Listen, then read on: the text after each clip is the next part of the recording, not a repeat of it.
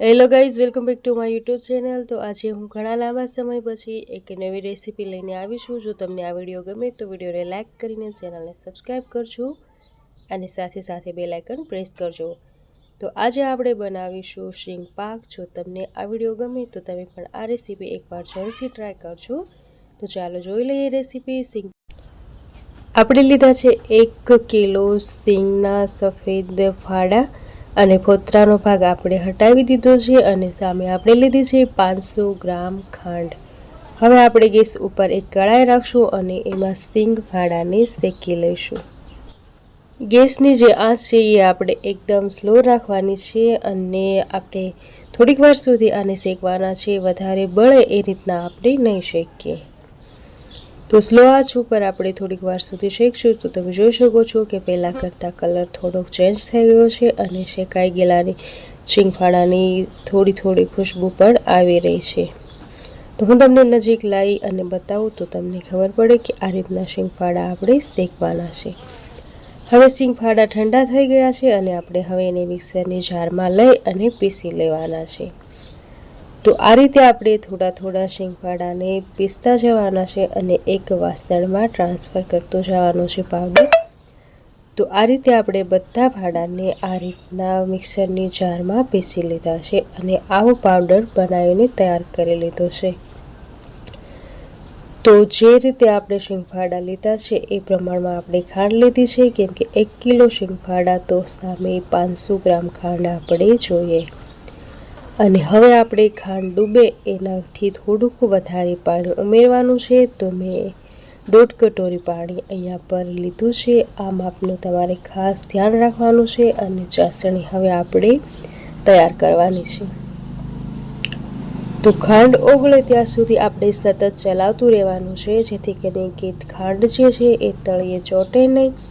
અને જ્યાં સુધીમાં ચાસણી બને ત્યાર સુધીમાં આપણે એક થાળીમાં તેલ લગાવી અને ગ્રીસ કરીને સાઈડમાં મૂકી દઈશું। હવે ચાસણી આ રીતની ઉકળી રહી છે અને હજી આપણે થોડીક વાર સુધી થવા દઈશું। તો હવે આપણે ચાસણીને ચેક કરી લઈએ અને હું તમને બતાવું કે કઈ રીતની ચાસણી આપણે જોઈએ।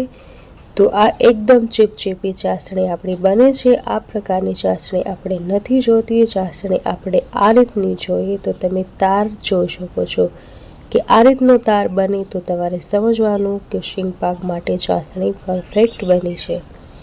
અને જો તમારે વધારે હાર્ડ શીંગ પાક જોતો હોય તો તમે આના કરતાં પણ વધારે ચાસણી રાખી શકો છો, તાર વધારી શકો છો। પણ હું અહીંયા એકદમ જે આપણે સ્પોન્જી બને, કેમ કે મારા સાસુમાં જે છે એ સ્પોન્જી વસ્તુ ખાઈ શકે, કેમ કે હાર્ડ વસ્તુ હોય તો એ ચાવી ના શકે। એટલા માટે આપણે પોચો થાય એવી રીતનો શીંગ ફાડાનો આપણે શીંગ પાક બનાવવાનો છે।